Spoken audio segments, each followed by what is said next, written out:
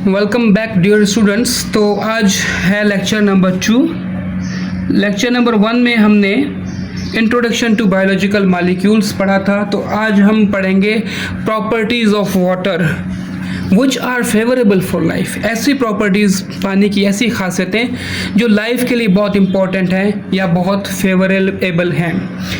तो सबसे पहली बात तो वाटर को हम कहते हैं मीडियम ऑफ लाइफ। क्या बोलते हैं वाटर को? Medium of life. Medium of life क्यों बोल रहे हैं? क्योंकि जितने भी केमिकल रिएक्शंस, केमिकल प्रोसेसेस हो रहे होते हैं, केमिकल रिएक्शंस लाइक प्रोटीन्स की सिंथेसिस, प्रोटीन्स का बनना, ग्लाइकोलाइसिस, ग्लूकोज का ब्रेकडाउन होना, तो ये सभी केमिकल प्रोसेसेस होते हैं। ये सब किसके मीडियम के अंदर होते हैं? मीडियम ऑफ वाटर के अंदर होते हैं। तो इसलिए हम वाटर को मीडियम ऑफ लाइफ भी कहते हैं। तो सबसे पहली जो प्रॉपर्टी ऑफ वाटर है वो है वाटर इज़ एन एक्सीलेंट या बेस्ट सॉल्वेंट। पानी एक बेहतरीन सॉल्वेंट है। क्यों बेहतरीन सॉल्वेंट है? सबसे पहली बात, सबसे पहला रीज़न ये है कि water easily dissolve ionic compounds into their respective ions। यानी जो भी आयनिक कंपाउंड्स होते हैं, जैसे कि sodium chloride is most common ionic compound, अगर उसको पानी में आप ऐड करोगे तो वो ईज़िली अपने आयंस में ब्रेक डाउन हो जाएगा। लाइक अगर सोडियम क्लोराइड लिखते हैं तो ये किस में ब्रेक डाउन हो जाएगा? Into sodium plus chlorine, sodium chloride. तो इसी तरह जो भी आयनिक कंपाउंड्स होंगे, पोटेशियम क्लोराइड है, सोडियम क्लोराइड है, तो ये सब इजीली डिस्पर्स हो जाते हैं into their respective ions when they are added to the water solvent. अच्छा, सिर्फ एक आयनिक कंपाउंड्स की बात नहीं है, बल्कि जो भी पोलर चार्ज्ड मॉलिक्यूल्स होते हैं, कौन से? Polar charged molecules easily disperse, या इसको सिंपल लैंग्वेज में बोले mix in medium of water. यानी जितने भी पोलर चार्ज्ड मॉलिक्यूल्स होते हैं, पोलर चार्ज्ड मॉलिक्यूल्स कौन से हो सकते हैं? Like proteins are polar charged molecules, IEIN। ये ईजिली डिस्पर्स हो जाते हैं या मिक्स हो जाते हैं या डिज़ोल्व हो जाते हैं in the medium of water. अब ये पोलर चार्ज मॉलिक्यूल्स का एक कॉन्सेप्ट बहुत इंपॉर्टेंट कॉन्सेप्ट है। इसके लिए आप थोड़ा सा स्ट्रक्चर ऑफ वाटर को देखें, क्योंकि पानी खुद एक चार्ज्ड मॉलिक्यूल है, एक पोलर मॉलिक्यूल है, इसलिए इसमें कैपेसिटी होती है कि दूसरे पोलर चार्ज्ड मॉलिक्यूल्स को ईजिली डिज़ोल्व कर सकें। अब पानी का आपको वाटर का फार्मूला पता होगा, H2O। इसका मतलब क्या है? इसका मतलब है इसके पास 3 एटम्स हैं। कितने एटम्स हैं? 3 एटम्स हैं। अच्छा, एक ऑक्सीजन, राइट, और 2 हाइड्रोजन। और इस ऑक्सीजन एंड हाइड्रोजन के बीच में होता है कोवेलेंट बॉन्ड। क्या होता है? कोवेलेंट बॉन्ड, जो हमेशा कैसे बनता है? By the sharing of electron. अगर यहाँ पर हाइड्रोजन का ग्रीन इलेक्ट्रॉन है तो ऑक्सीजन का रेड है, यहाँ भी हाइड्रोजन का ग्रीन इलेक्ट्रॉन है तो यहाँ पर ऑक्सीजन का रेड इलेक्ट्रॉन है। तो इनके बीच में होता है कोवेलेंट बॉन्ड। लेकिन आपने एक टर्म पढ़ा होगा इलेक्ट्रोनेगेटिविटी केमिस्ट्री के अंदर। तो इलेक्ट्रोनेगेटिविटी किसी भी एटम की वो खासियत है या प्रॉपर्टी है, या किसी भी एटम की पोटेंशियल है कि वो शेयर्ड पेयर ऑफ इलेक्ट्रॉन को अपनी तरफ अट्रैक्ट कर ले। तो यहाँ पर ऑक्सीजन की एज़ कम्पेयर टू दोनों हाइड्रोजन, ऑक्सीजन की इलेक्ट्रोनेगेटिविटी ज़्यादा है। तो एज अ रिजल्ट क्या करेगा? ऑक्सीजन इस शेयर्ड पेयर ऑफ इलेक्ट्रॉन को अपनी तरफ ज़्यादा अट्रैक्ट कर लेता है because of due to the high electronegativity value. तो यहाँ पर आप देखोगे कि ऑक्सीजन के करीब इलेक्ट्रॉन्स आ गए। तो आपने पढ़ा होगा जो भी एटम इलेक्ट्रॉन्स देता है उसको हम बोलते हैं, उसके ऊपर आ जाती है स्लाइटली पॉजिटिव चार्ज, और जो इलेक्ट्रॉन्स लेता है उसके ऊपर आ जाती है नेगेटिव चार्ज। पर यहाँ पर कंप्लीट डोनेशन ऑफ इलेक्ट्रॉन नहीं हुई, जो कि आयनिक कंपाउंड्स में, आयनिक बॉन्ड में होती है। यहाँ पर स्टिल शेयरिंग ऑफ इलेक्ट्रॉन है। तो इसलिए चार्जेस क्या होंगी? पार्शल। पार्शल का मतलब है not completely charged but partial charges, temporary charges. तो यहाँ पर देखें हाइड्रोजन की तरफ जो पोल बन गया है, एक पूरा पोल बन गया है जो कि पॉजिटिव पोल है, यहाँ पर भी पॉजिटिव, और ये ऑक्सीजन की तरफ जो पोल बन गया है वो बन गया है नेगेटिव पोल। तो यहाँ पर पॉजिटिव पोल और ये साइड है नेगेटिव पोल। तो इसलिए वाटर के पास एक पॉजिटिव पोल है, एक नेगेटिव पोल है, तो पानी को बोलेंगे this is a polar molecule. ये क्या है? एक पोलर मॉलिक्यूल है। तो इसी तरह जितने भी polar molecules like protein is also polar molecule, तो वाटर पोलर होने की वजह से उन पोलर चार्ज मॉलिक्यूल्स को भी इजीली डिसॉल्व कर लेता है। तो कमाल की बात यह है पानी में, इसका कमाल ये है कि बहुत सारे सॉल्वेंट्स, मोस्टली ऐसे सॉल्वेंट्स होते हैं जो कि या तो सिर्फ आयनिक कंपाउंड्स को डिसॉल्व कर सकते हैं या फिर पोलर चार्ज्ड मॉलिक्यूल्स को डिसॉल्व कर सकते हैं, या आयनिक या पोलर चार्ज मॉलिक्यूल को डिसॉल्व कर सकते हैं। लेकिन पानी ऐसा वाहिद सॉल्वेंट है, यूनिवर्सल सॉल्वेंट है, जो आयनिक कंपाउंड्स को भी डिसॉल्व कर लेता है और पोलर चार्ज्ड मॉलिक्यूल्स को भी डिसॉल्व कर लेता है। नहीं, अभी और भी सुनिए कि वो आपने मीम सुना है ना, अभी नहीं, अभी और भी सुनिए कि जो भी नॉन पोलर ऑर्गेनिक मॉलिक्यूल्स होते हैं, कौन से? नॉन पोलर ऑर्गेनिक मॉलिक्यूल्स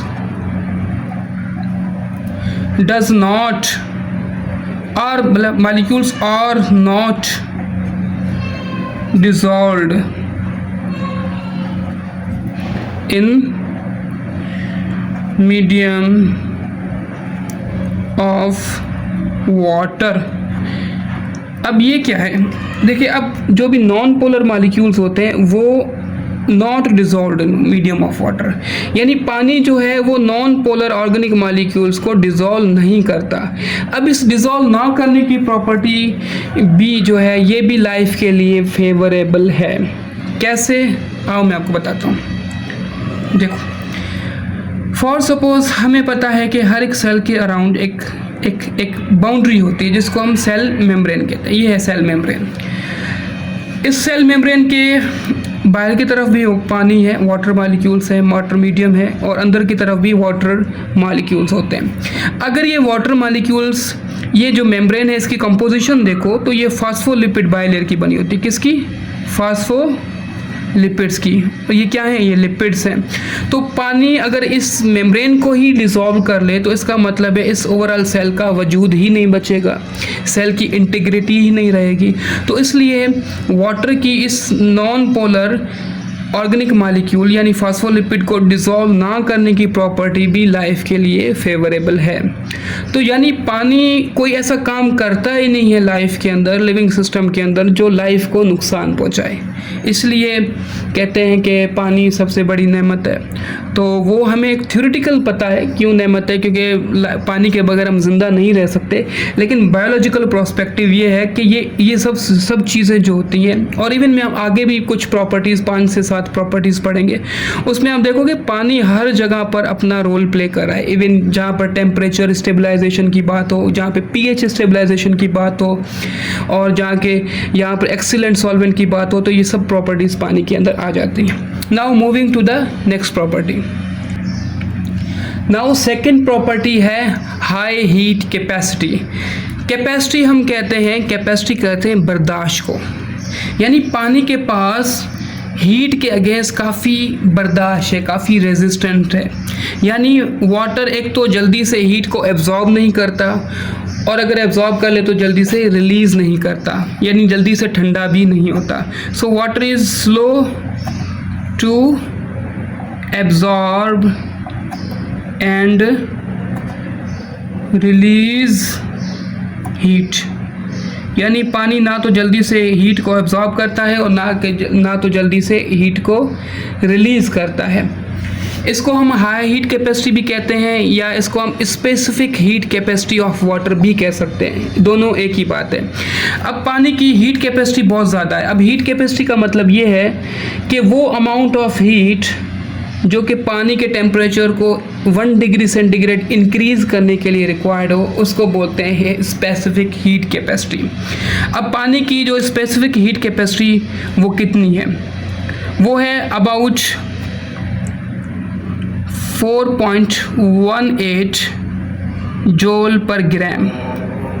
इसका क्या मतलब हुआ? इसका मतलब ये हुआ अगर 1 ग्राम पानी का आप टेम्परेचर 1 डिग्री सेंटीग्रेड इंक्रीज़ करना चाहते हैं, मतलब आपको टेम्परेचर करना है 50 degree centigrade to 60 degree centigrade करना है, तो आपको जो अमाउंट ऑफ हीट एनर्जी चाहिए होगी वो होगी 4.18 किलो जूल, सॉरी जूल, इतनी ज़्यादा आपको हीट चाहिए होगी। तो इसका मतलब ये हुआ कि पानी जो होता है वो बायोलॉजिकल पर्सपेक्टिव में कैसे हेल्पफुल है, वो इस तरह है कि पानी जो होता है act as a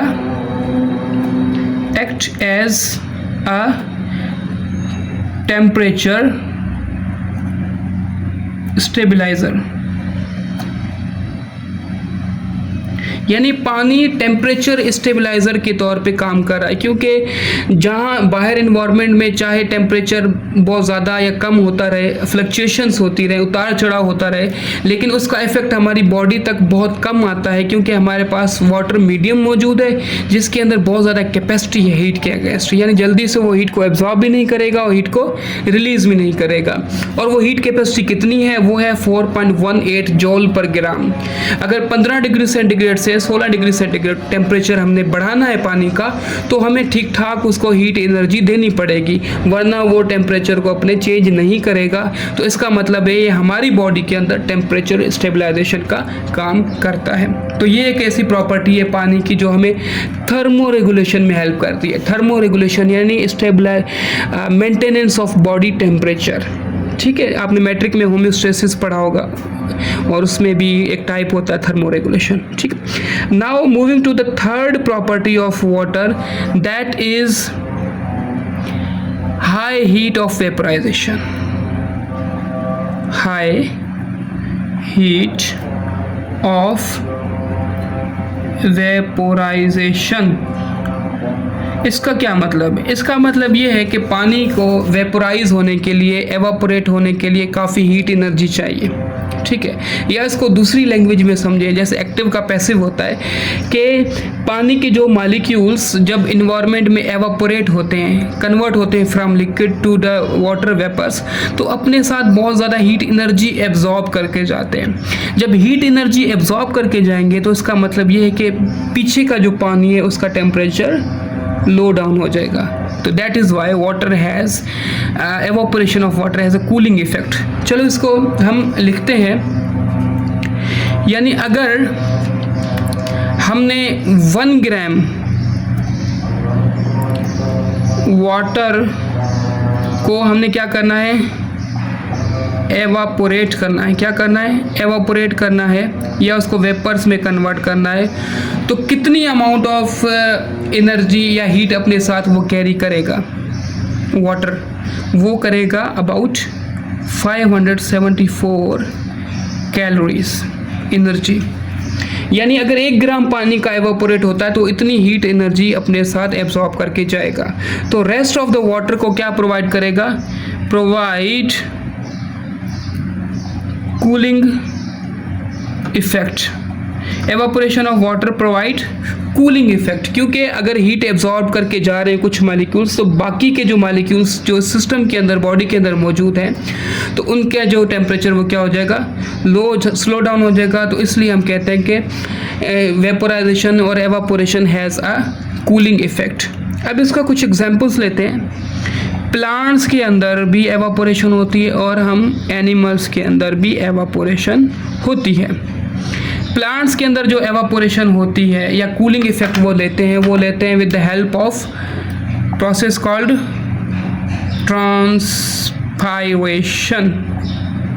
transpiration, losing water molecules in the form of vapours from the stomata, इसको ट्रांसपायरेशन। और एनिमल्स क्या करते हैं? परस्पायरेशन यानी पसीना आना। तो गर्मियों में क्या होता है कि हम अपनी बॉडी में से वाटर को रिमूव करते हैं, उसको एवापोरेट करते हैं, हमें पसीना आता है, तो उसकी वजह से जो बॉडी का टेम्परेचर वो क्या हो जाता है, लो हो जाता है। यानी वो जो एवापोरेशन है या जो परस्पायरेशन है वो हमें कूलिंग इफेक्ट प्रोवाइड कर रही है। तो ये है property high heat of vaporisation, जो ओवरऑल लिविंग ऑर्गेनिजम्स के अंदर, चाहे वो प्लांट्स हैं चाहे वो एनिमल है, हमें कूलिंग इफेक्ट प्रोवाइड करती है। तो दोनों प्रॉपर्टीज़, चाहे स्पेसिफिक हीट कैपेसिटी या हाई हीट कैपेसिटी हो या हाई हीट ऑफ वेपराइजेशन हो, ये दोनों प्रॉपर्टीज़ वाटर की मिल के हम लिविंग ऑर्गेनिजम्स को कूलिंग इफेक्ट प्रोवाइड करती है या हम लिविंग ऑर्गेनिजम्स का टेम्परेचर स्टेबलाइज करने में हेल्प करती है। Now moving to the third property, बल्कि थर्ड नहीं होगी, अभी होगी fourth property, right. Fourth property of water is water act as a amphoteric molecule. अब ये क्या बला है, वेरी इजी। एम्फो वर्ड का मतलब होता है ड्यूअल, एम्फो मतलब ड्यूअल नेचर। जैसे हम एम्फीबियंस पढ़ते हैं, उनकी ड्यूअल नेचर होती है, वो पानी में भी रह सकते हैं और खुश्की में भी रह सकते हैं। They are aquatic as well as terrestrial. तो इसी तरह पानी के अंदर भी ड्यूअल नेचर होती है, वो एज एन एसिड भी काम करता है water, and water can also act as an base.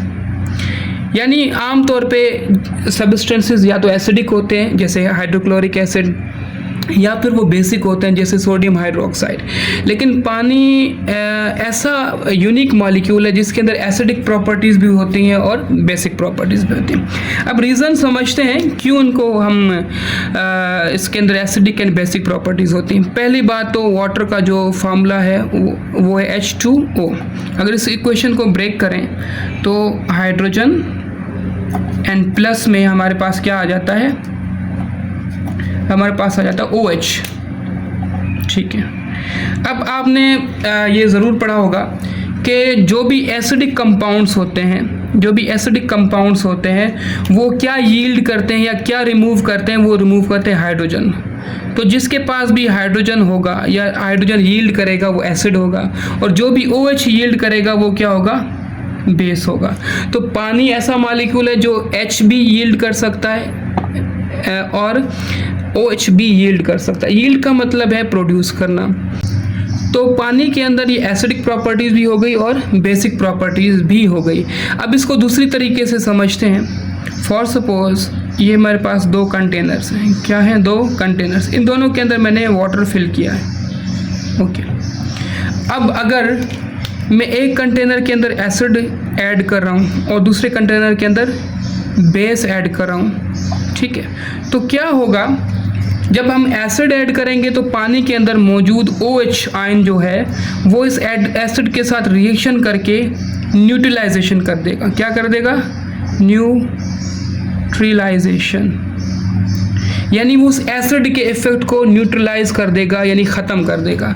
और अगर इसी तरह हम पानी में अगर बेस को ऐड करेंगे तो पानी के अंदर मौजूद H आयन जो होता है वो बेस के साथ रिएक्शन करके यहाँ पर क्या कर देगा, न्यूट्रलाइजेशन। यानी पानी जो होता है एसिड के इफेक्ट को भी न्यूट्रलाइज कर रहा है, बेसिक के इफेक्ट को भी न्यूट्रलाइज कर रहा है। तो इसका मतलब होता है कि water is acting as a buffer molecule. Buffer ऐसा मॉलिक्यूल जो pH को स्टेबलाइज करे, किसी भी सिस्टम के अंदर मौजूद pH जो होती है उसको स्टेबलाइज करे। तो यहाँ पर हम पॉइंट ऐड करते हैं, water acts as a buffer molecule, as a buffer molecule काम कर रहा है। In other words we can से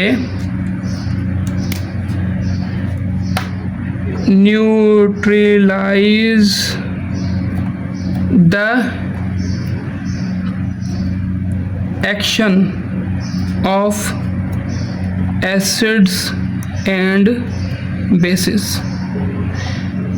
यानी ये एसिड और बेस के इफेक्ट को क्या कर रहा है, न्यूट्रलाइज कर रहा है। इसको हम pH स्टेबलाइजर भी कह सकते हैं, स्टेबलाइजर। यानी पानी क्या कर रहा है, पीएच स्टेबलाइजर का काम कर रहा है। यानी हमारी बॉडी के अंदर जो पीएच लेवल हम मेंटेन करते हैं, कुछ एसिडिक कंपोनेंट्स इनटेक करेंगे या कुछ बेसिक कंपोनेंट इनटेक करेंगे, अगर हमारे पास वाटर का मीडियम है सिस्टम के अंदर तो इसका मतलब है उन एसिड और बेस के इफेक्ट को पानी न्यूट्रलाइज कर देगा। तो इसलिए water act as a pH stabiliser. और ये प्रॉपर्टी कैसे आई, बिकॉज ऑफ ड्यूअल नेचर, उसके पास एसिडिक नेचर भी है और इसके पास बेसिक नेचर भी है। Okay, now the fifth property of water is, जो फिफ्थ प्रॉपर्टी है वो है cohesive and adhesive property. Cohesive and adhesive properties of water, cohesive and adhesive properties of water. अब कोहेसिव एंड एडहेसिव का क्या मतलब हुआ, कोहेसिव एंड एडहेसिव, को वर्ड का मतलब होता है सिमिलर, सेम, और एड का मतलब होता है डिफरेंट। यानी force of attraction between similar molecules is called cohesive forces. Force of attraction between similar molecules. Example, attraction of one water molecule with the another water molecule. अब ये कैसे होता है, थोड़ा जल्दी से हम इसको डेमोन्स्ट्रेशन कर लेते हैं। कि हमने देखा था कि यहाँ पे वाटर मॉलिक्यूल के ऑक्सीजन की तरफ नेगेटिव पोल होता है और हाइड्रोजन की तरफ पॉजिटिव। अब दूसरा मॉलिक्यूल होगा, उसका भी यहाँ से नेगेटिव पोल होगा और यहाँ पर दो पॉजिटिव पोल होंगे, राइट। यहाँ पे तो देखो, यहाँ पर नेगेटिव और पॉजिटिव के बीच में अट्रैक्शन, और इस मॉलिक्यूल के दूसरे मॉलिक्यूल के नेगेटिव के साथ अट्रैक्शन होगी, इसके नेगेटिव के दूसरे पॉजिटिव के साथ अट्रैक्शन होगी। तो इसी तरह वाटर के जो मॉलिक्यूल्स होते हैं वो कंटिन्यूसली क्या होते हैं, इसी तरह आपस में अट्रैक्शन के साथ होते हैं। तो इस force of attraction between similar molecule, इसको बोलेंगे कोहेसिव फोर्सेस। और सिमिलरली एडहेसिव फोर्स का मतलब है force of attraction between different molecules. किसके molecules, different molecules is called adhesive force। adhesive force का बेस्ट एग्जांपल देता हूँ आपको, डिफरेंट मॉलिक्यूल्स या किसी भी सरफेस के साथ अट्रैक्शन। अगर हम पानी का ग्लास उठाकर दीवार पर मारें तो दीवार गीली होती है कि नहीं होती, दीवार गीली होती है। इसका मतलब ये है कि पानी के कुछ मॉलिक्यूल्स उस दीवार की सरफेस के साथ अटैच हो गए due to the adhesive forces. इस वजह से वो दीवार जो हमें गीली नज़र आती है। चले, आप अब बोलेंगे सर ठीक है, कोहेसिव फोर्सेस भी हैं और एडहेसिव फोर्सेस भी हैं वाटर की, लाइफ के अंदर इसका क्या फ़ायदा है? क्योंकि हम वो प्रॉपर्टीज़ पढ़ रहे हैं जो कि favourable for living organisms. Life के अंदर इसका एडवांटेज क्या है, मैं आपको समझाता हूँ। आपने कभी रेड वुड सुना है? वो इतने बड़े दरख्त होते हैं, दुनिया के सबसे बड़े दरख्त कौन से होते हैं? Red wood. About more than 100 feet ऊंचाई पर होते हैं और ज़मीन में से पानी एब्जॉर्ब होता है रूट्स के ज़रिए और वो उस दरख्त के टिप तक जाता है, और ज़मीन में कोई मोटर भी नहीं है जो उसको पानी को पुल कर रही है, पुश कर रही है। तो होता क्या है, यहाँ पर काम आती हैं कोहेसिव एंड एडहेसिव फोर्सेस। अब ये जो पानी ऊपर जा रहा है, पानी ऊपर जा रहा है, इसको बोलते हैं एसेंट ऑफ सैप। क्या बोलेंगे इसको? ASCENT of SAP. एसेंट का मतलब होता है, असेंडिंग वर्ड में से लिया गया, एसेंट का मतलब है ऊपर की तरफ जाना। सैप का मतलब होता है वाटर एंड डिजॉल्व्ड मिनरल्स। पानी जो ज़मीन में सता है वो पानी होता है, उसके साथ कुछ मिनरल्स भी होते हैं, तो उस सॉल्यूशन को हम बोलेंगे सैप। तो ये ऊपर कैसे पानी जाता है, इसका बेसिक तरीका ये है कि फॉर सपोज ये वाटर मॉलिक्यूल्स हैं, ये क्या है, ये वाटर मॉलिक्यूल्स ऊपर जा रहे हैं। तो इन वाटर मॉलिक्यूल्स की आपस में क्या होती है, फोर्स ऑफ अट्रैक्शन होती है ड्यू टू कोहेसिव फोर्सेस। तो force of attraction due to cohesive forces, इसकी वजह से क्या होता है कि ये वाटर के मॉलिक्यूल जब ऊपर जा रहे हैं तो नीचे नहीं गिरते, वापस नहीं गिरते, बल्कि ये चेन बना लेते हैं। और यही वाटर मॉलिक्यूल्स इस जाइलम जो टिश्यू है, जो वाटर कंडक्टिंग टिश्यू है, उसके सरफेस के साथ ये अट्रैक्ट होते हैं ड्यू टू एडहेसिव फोर्सेस। जब अट्रैक्ट होते हैं तो ये वापस नीचे स्लिप नहीं होते, बल्कि ये ऊपर जाने की कोशिश करते हैं। तो यहाँ पर देखें, cohesive forces and adhesive forces collectively काम कर रही है इन एसेंट ऑफ सैप। तो यहाँ पर आप एग्जाम्पल लिख सकते हैं, क्या लिखेंगे आप? Ascent of SAP. यानी पानी को ऊपर चढ़ने में cohesive and adhesive forces help करती है in plants. Now the sixth property is hydrophobic exclusion. Phobic का मतलब होता है रिपेलिंग, ठीक है। तो पानी जो होता है, या यूँ समझें कि पानी जो होता है लिपिड्स को रिपेल करता है, लिपिड्स को और ऑयल को क्या करता है, वाटर रिपेल करता है। तो अगर आप पानी के अंदर, फॉर सपोज ये कंटेनर है मेरे पास और कंटेनर के अंदर हमारे पास वाटर मौजूद है, अगर आप इसके अंदर कुछ ऑयल्स के ड्रॉपलेट्स डालेंगे, क्या करेंगे, ऑयल के ड्रॉपलेट डालेंगे, due to the hydrophobic nature of water, पानी क्या करेगा, इन सारे ड्रॉपलेट्स को रिपेल करेगा। रिपेल करके क्या करेगा, रिपेल करने के बाद इन सभी ड्रॉपलेट्स को एक लार्ज ड्रॉपलेट में कन्वर्ट कर देगा। पानी क्या कर देगा, इसको रिपेल करके इनटू सिंगल लार्ज ड्रॉपलेट में कन्वर्ट कर देगा। तो इसका फ़ायदा क्या हुआ, इसका फ़ायदा ये हुआ कि पानी जो होता है वो लिपिड्स को या फैट्स को रिपेल करके, ऑयल्स को रिपेल करके अलग कर देता है और ख़ुद क्या रहता है, प्योर रहता है।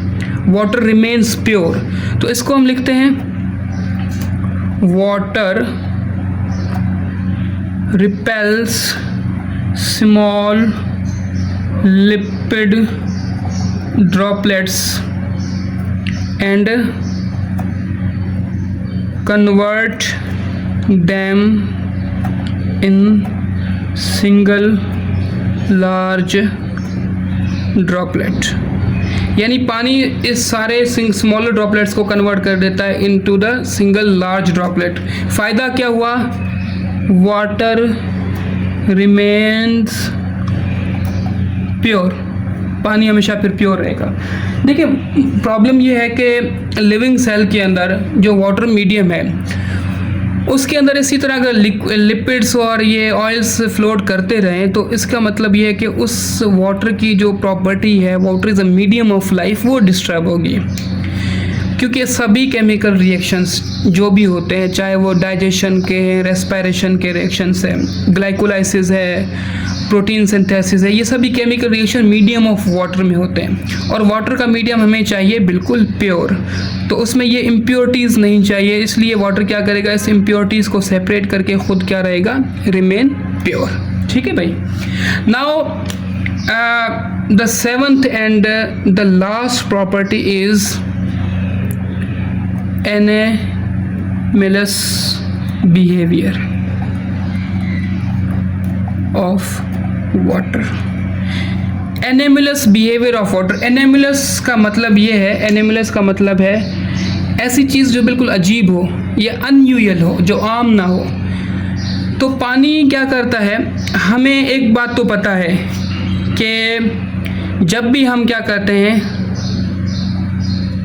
टेम्परेचर कम करते हैं, क्या करते हैं, जब टेम्परेचर हम कम करेंगे तो सबस्टेंस क्या होते हैं, कंडेंस होते हैं, या उनका वॉल्यूम क्या होगा, डिक्रीज़ होगा। ठंडा करने से क्या होगा, वॉल्यूम डिक्रीज़ होता है। ये तो अंडरस्टूड है क्योंकि काइनेटिक एनर्जी कम हो जाती है और वॉल्यूम डिक्रीज़ होता है। लेकिन पानी के अंदर ऐसी प्रॉपर्टी है कि जब भी पानी का हम टेम्परेचर 4 डिग्री सेंटीग्रेड से नीचे जाते हैं, जब अप टू 0 डिग्री सेंटीग्रेड, उस दौरान क्या होता है, हालांकि आमतौर पे तो 4 डिग्री सेंटीग्रेड से 0 डिग्री सेंटीग्रेड कम टेम्परेचर है, 4 3 2 1 0, तो वॉल्यूम डिक्रीज़ होना चाहिए। लेकिन वहाँ पर पानी जो उस वक्त आइस है, वॉल्यूम किसका, वॉल्यूम ऑफ आइस जो है वो क्या होगा, इंक्रीज़ हो जाता है। वॉल्यूम क्या हो जाता है, इंक्रीज़ हो जाता है। इसी को बोलते हैं एनामिलस बिहेवियर, अजीब बिहेवियर।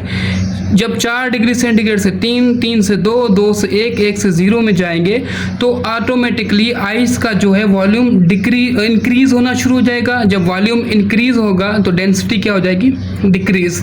तो इसलिए जब पानी होता है उसके अगर आप ऊपर बर्फ़ रखोगे तो वो बर्फ़ फ्लोट करेगी, बर्फ़ फ्लोट करती रहती है, बर्फ़ के टुकड़े रखोगे फ्लोट करेगी, क्योंकि यहाँ पर due to this anomalous behaviour ice की जो डेंसिटी है वो कम हो गई, वॉल्यूम बढ़ गया, तो इसलिए वो डेंसिटी कम होने की वजह से पानी के ऊपर फ्लोट कर रही है। ठीक है, अब सर क्वेश्चन ये है, आप पूछेंगे कि सर ठीक है आइस फ्लोट कर रही है, लेकिन लिविंग सिस्टम के अंदर इसका क्या फ़ायदा है? इसका ये फ़ायदा है कि आपने सुना होगा कि अंटार्कटिका में लाइफ बहुत कम है और वहाँ पर पूरा का पूरा जो एटमॉस्फेयर है या इन्वायरमेंट है वो उस पर सिर्फ आइस होती है, लेकिन वहाँ पर फिर भी एक्वेटिक लाइफ बहुत ज़्यादा है, जो पानी में रहने वाले ऑर्गेनिज्म बहुत ज़्यादा है। वहाँ पर क्यों ज़्यादा है? क्योंकि ऊपर पूरी जो लेयर होती है वो आइस की लेयर बन जाती है समंदर के ऊपर, और नीचे पानी हो जाता है लिक्विड फॉर्म में। और लिक्विड फॉर्म में होता है तो वहाँ पर फिशेस वगैरह, ये फॉर सपोज ये फ़िश है, और फिशेस वगैरह यहाँ पर आराम से रह सकती हैं, बिकॉज ऊपर फ्रीजिंग बन गई लेयर, एक नीचे टेम्परेचर जो नॉर्मल हो गया। अगर ये प्रॉपर्टी वाटर की ना होती, बर्फ़ बन के ऊपर तय नहीं बनता, एक सरफेस अलग से नहीं बनता, तो ये बर्फ़ क्या नीचे भी पूरा पानी क्या हो जाता, फ्रीज़ हो जाता, तो लाइफ पॉसिबल नहीं हो सकती। तो यहाँ पर लिख सकते हैं this property makes life possible under frozen sea या ओशन। जो भी ओशन या सी जिसमें बहुत ज़्यादा कम टेम्परेचर होता है तो ऊपर से वो फ्रीज हो जाते हैं और नीचे लाइफ क्या हो जाती है, पॉसिबल हो जाती है। तो बेटा these were the properties of water, जो हमने आज अबाउट 7 प्रॉपर्टीज़ को डिस्कस किया। हर एक प्रॉपर्टी का एक अलग किस्म से, अलग तरीके से लाइफ के लिए कोई ना कोई फेवरेबल काम था, जिसमें हमने टेम्परेचर स्टेबलाइजेशन के लिए हमने हाई हीट कैपेसिटी को पढ़ा, हाई हीट ऑफ वेपराइजेशन को पढ़ा, और जहाँ पर वाटर जो हमारी बॉडी की पीएच को स्टेबलाइज कर रहा था, तो यानी वो प्रॉपर्टी कौन थी, एम्फोटेरिक प्रॉपर्टी ऑफ वाटर थी। उसके बाद हमने कोहेसिव एंड एडहेसिव फोर्सेस को पढ़ा, यानी पानी जो है आपस में फोर्सेस मॉलिक्यूल्स के बीच में वो कोहेसिव फोर्सेस थी, और अगर वो वाटर मॉलिक्यूल की दूसरी किसी सरफेस के साथ जो अटैचमेंट या अट्रैक्शन थी उसको एडहेसिव फोर्सेस का हमने, तो वो कैसे एसेंट ऑफ सैप, यानी ऊपर पानी जब जाता है प्लांट्स की रूट्स में से टॉप तक वो कैसे हेल्प कर रहे हैं। उसके बाद हमने ये हाइड्रोफोबिक एक्सक्लूजन पढ़ा, जिसकी वजह से पानी हमेशा प्योर रहता है और वो बेस्ट मीडियम बन जाता है किसी भी केमिकल रिएक्शन के लिए। और लास्ट में हमने पढ़ी एनामिलस बिहेवियर, यानी ऐसा बिहेवियर जब पानी 4 डिग्री सेंटीग्रेड से 0 तक आता है तो उस दौरान उसका वॉल्यूम डिक्रीज होने के बजाय इंक्रीज होता है और डेंसिटी ऑफ आइस डिक्रीज हो जाती है, जिसकी वजह से आइस सरफेस पे फ्लोट कर रही है, फ्रोजन बन गई है, नीचे पानी लिक्विड है और वहाँ पर लाइफ पॉसिबल हो जाती है। So see you in the 3rd lecture, जिसमें हम पढ़ेंगे बेसिक इंट्रोडक्शन ऑफ बायोकेमिस्ट्री।